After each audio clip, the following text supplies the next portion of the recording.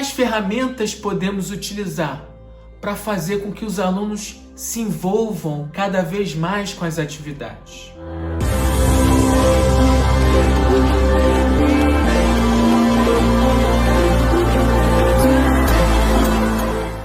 Como podemos aproveitar esse momento para melhorar ainda mais a educação?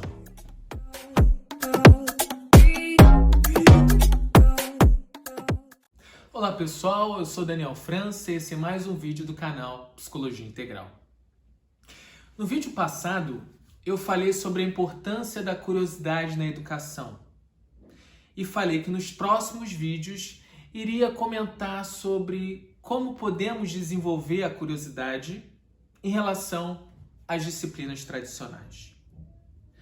Mas antes de tocar nesse tema, eu considero fundamental trabalharmos a ideia da importância da afetividade na educação. Isso porque a afetividade deve ser a base de todo o processo educacional.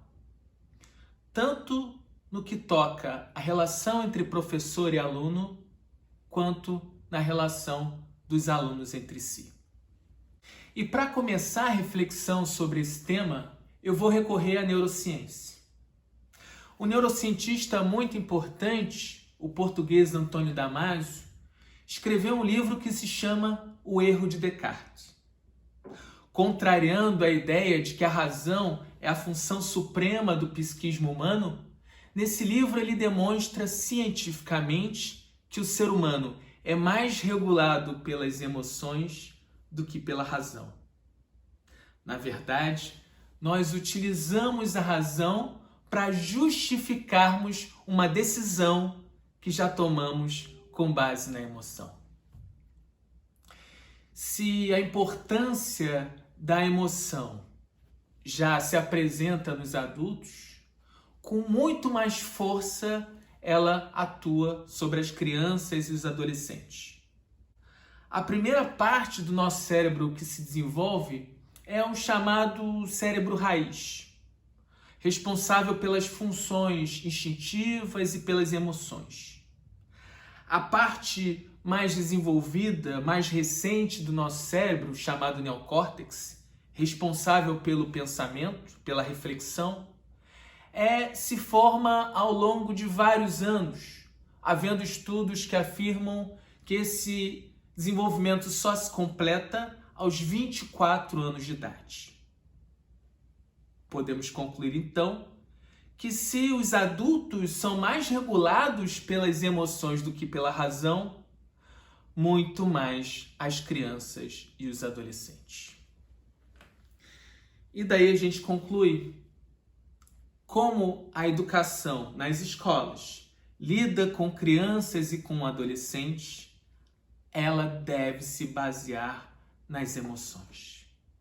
Mas aí vocês podem me perguntar, como é que a gente pode fazer isso nas escolas?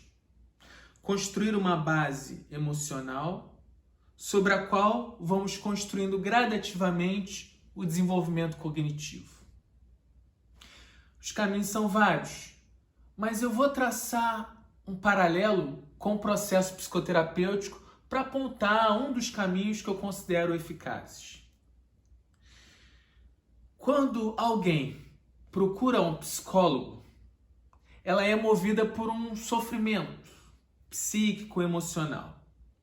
Esse sofrimento faz com que a pessoa deseje buscar respostas, deseje produzir conhecimento que irá ajudá-la na sua vida. Só que nas primeiras sessões, durante um bom tempo, o terapeuta não entra nas questões mais profundas do paciente, porque em muitos casos as pessoas não se sentem confortáveis para revelar as questões mais importantes que geram conflito. Grande parte das primeiras sessões são destinadas à construção do vínculo afetivo, do vínculo de confiança entre terapeuta e o seu paciente. E só após a construção dessa base afetiva é que o paciente se sente confortável, seguro, para relatar ao seu terapeuta as suas questões. Só após a construção de uma base emocional sólida é que a relação terapêutica começa. É que o conhecimento começa a ser produzido na relação entre paciente e terapeuta.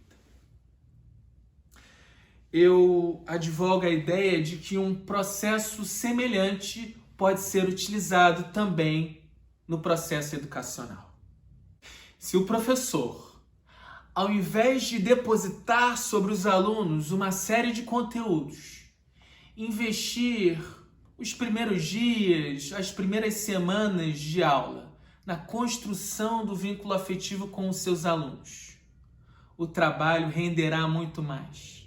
Os alunos passarão a olhar para esse professor de forma diferente. O vínculo afetivo se construirá.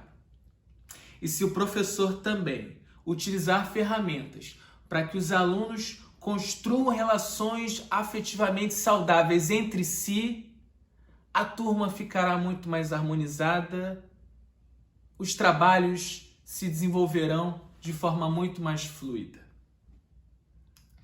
Mas como estamos em quarentena, que ferramentas nós podemos utilizar para aproximação afetiva entre professor-aluno e entre os alunos?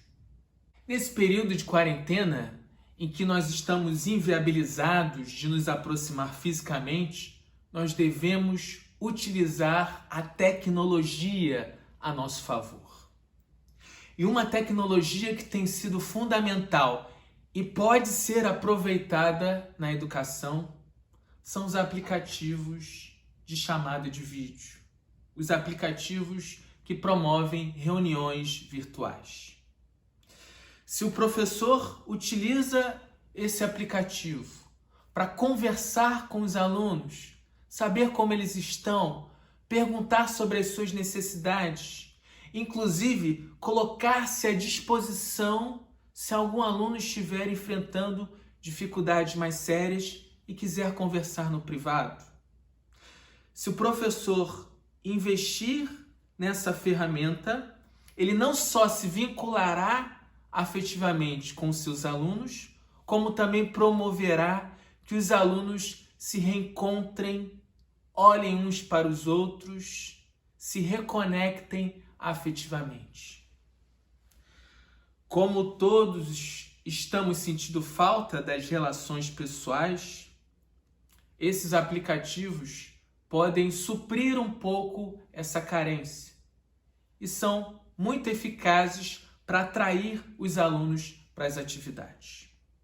Conversando hoje mesmo com uma professora amiga minha, ela me confidenciou que enquanto ela simplesmente transmitia as atividades aos alunos no portal virtual, o índice de participação dos alunos era muito baixo. Mas a partir do momento em que ela passou a utilizar os aplicativos de reunião virtual, o índice de participação dos alunos cresceu muito. E utilizando as reuniões virtuais para se aproximar dos alunos, para perguntar sobre as suas necessidades, como estão se sentindo, as ideias, inclusive sobre a disciplina, começaram a surgir.